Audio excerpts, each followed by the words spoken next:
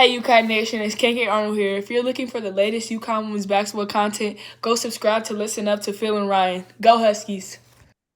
Phil and Ryan, listen up. Ryan, can you hear me whispering? Don't tell everybody what time it is, okay? I think we set a new record, Ryan, for listen up episodes. It's going on 3 in the morning. Hey, but you have to do what you have to do when you have to do it, right? That's what Gino Ariema says. No, I'm just kidding. It doesn't say that.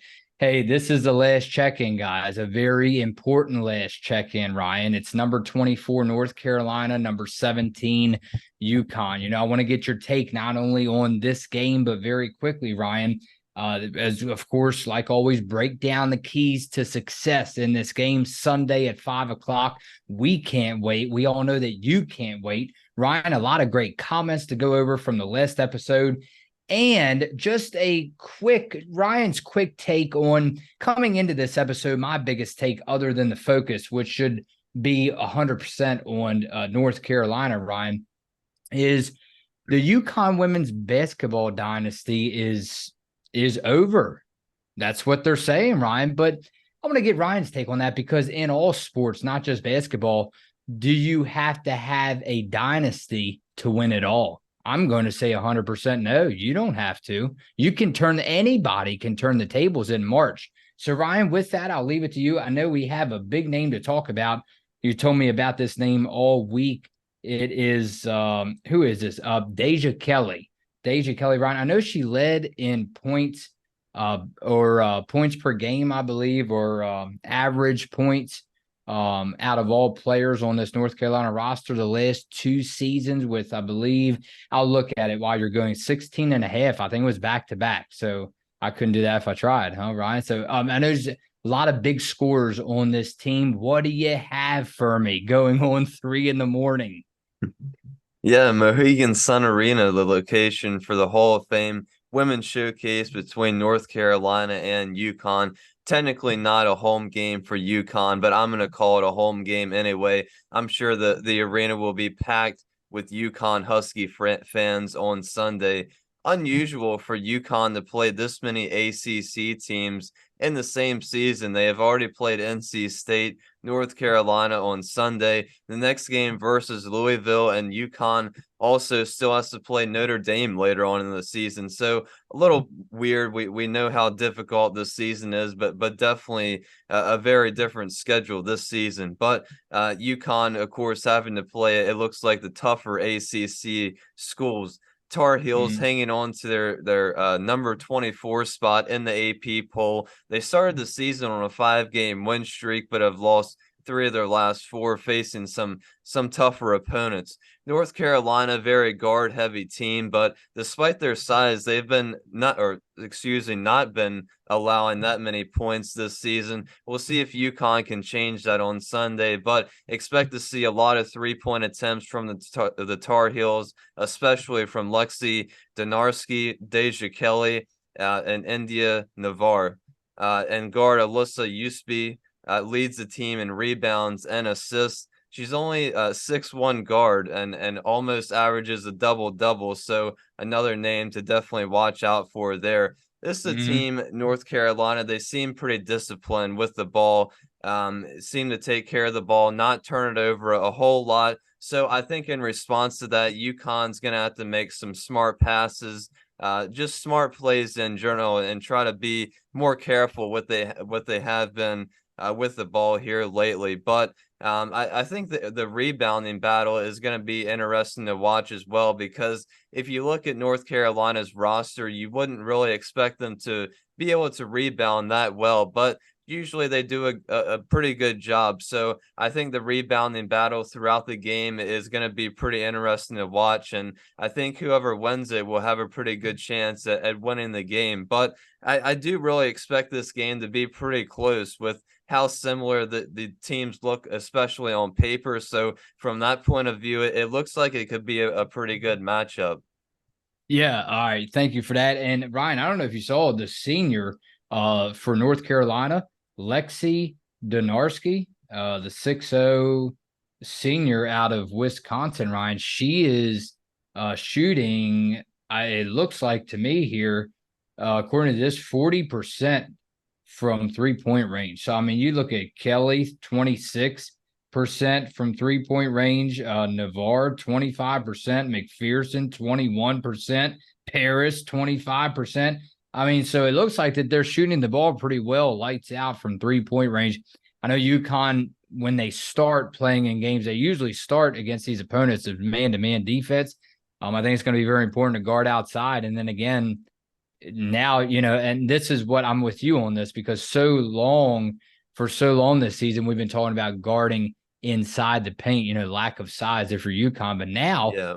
What if you have a team that shoots lights out from behind the three? I mean, goodness sake, how much harder can it get? So, I mean, yeah, take a look at that 5 o'clock on ESPN Sunday, Ryan. You don't want to miss it. I know you and I will definitely be tuned in for that.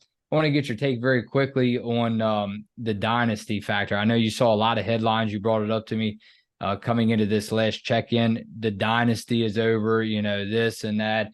Is that just all outside noise? What's your take on that? Because usually we focus so much stats in the game, preview, recaps.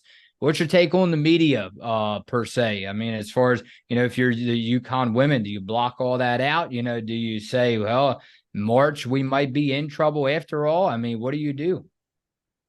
Well, I think definitely from the players and coaches standpoint, they're definitely not worried about it or paying any attention to it. But I think it is interesting because it seems like the word on the street is everybody is panicking. There's a lot of panic surrounding UConn. A lot of the fans are panicking, but I think, like I said earlier, it's just that the UConn is just expected to win almost every game, and when they lose three games in the first month, there is going to be a lot of panic because it's something we haven't seen in who knows how many years. But yeah, it's I really don't think we should start to panic a lot.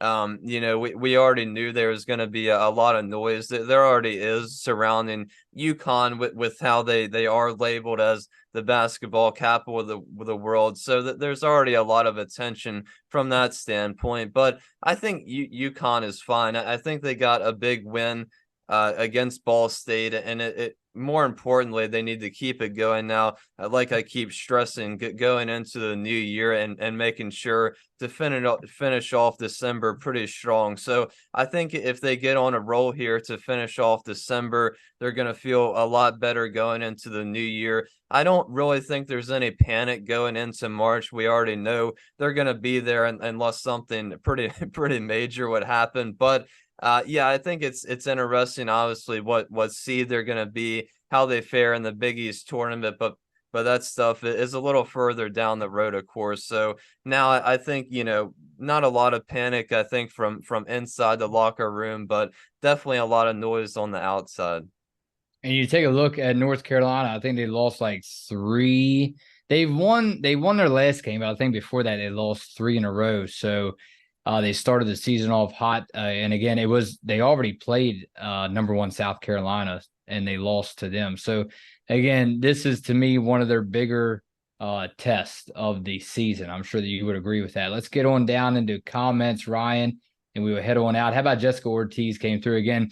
I look forward to your videos. You all helped me become a UConn fan. Ryan, I talked about that when we started this. Just to reach out and just make an impact on other people and show people that, it's about love, period. Especially nowadays in this world we live in, it is about love. And I don't know really what to say other than I'm proud of you, even though it's you and I on here, proud of you for reaching out to other people and really making a positive impact. Yeah, well, I mean, that's really what it's all about. We do this podcast for a lot of reasons, and that's definitely a big one, is to get everybody, it doesn't matter who, to try to get everybody to watch basketball, and more specifically women's basketball. So that's the whole idea. Yeah, and if we can just make one person watch it and enjoy it with us, that's a win already. All right. How about U.S. veteran? He goes, the freshies did good, but it was against the Ball State. However, it shows improvement and gives them more confidence. I don't get Nika anymore, how good she was the past 2 years, dishing assists right and left. And today, only 4. They should put a freshie out there starting. Aaliyah really did well, in my opinion. Paige had 15 points in 21 minutes, so that isn't bad at all.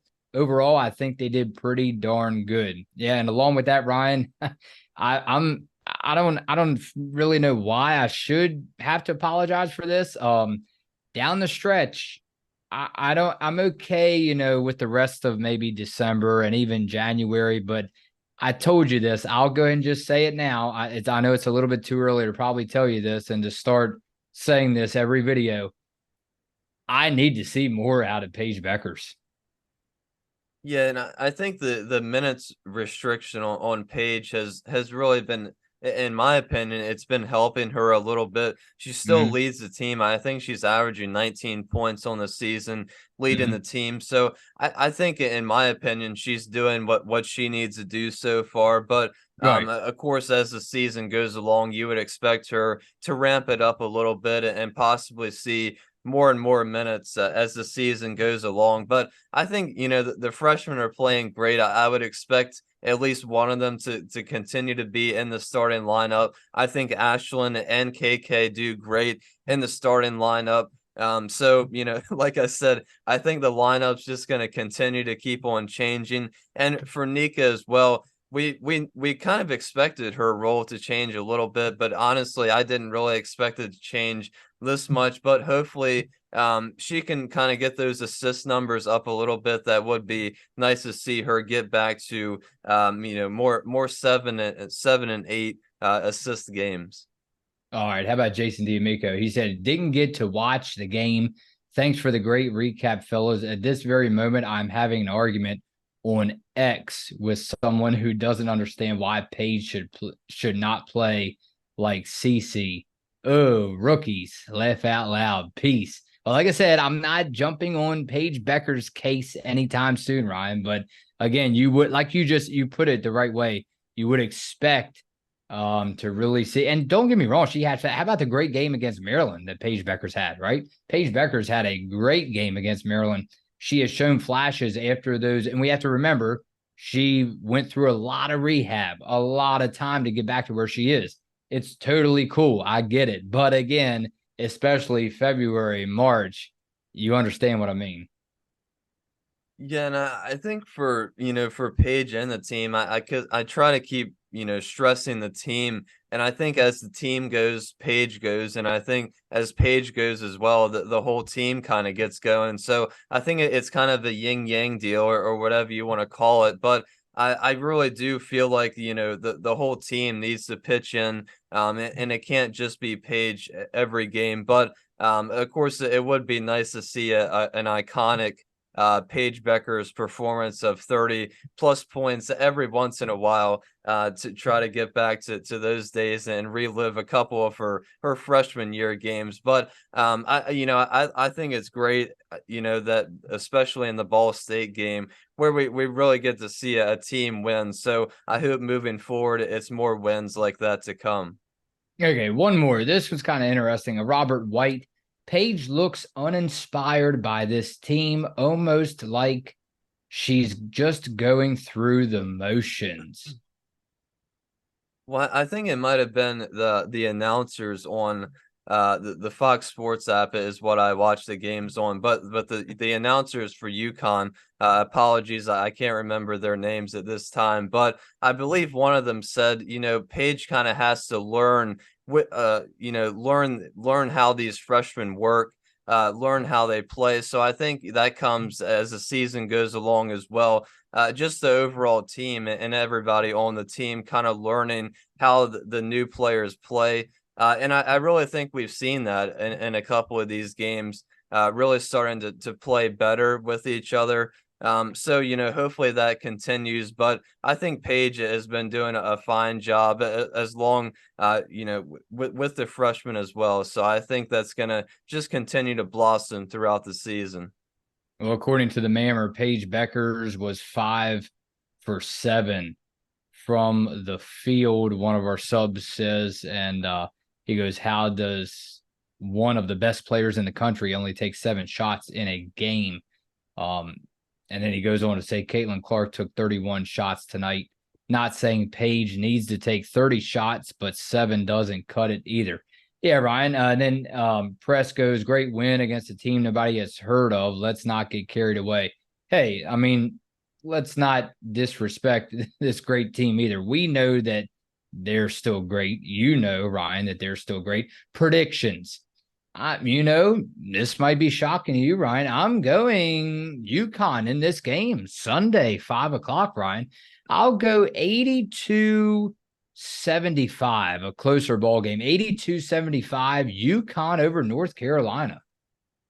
Well, I really want to see UConn put out 4 consistent quarters. I hope they're efficient on offense like they were against Ball State, and getting fast break points is really what separates them from their opponents. I'm going to trust UConn to win back-to-back games. I have a pretty close game too. I'm going UConn 84, North Carolina 80.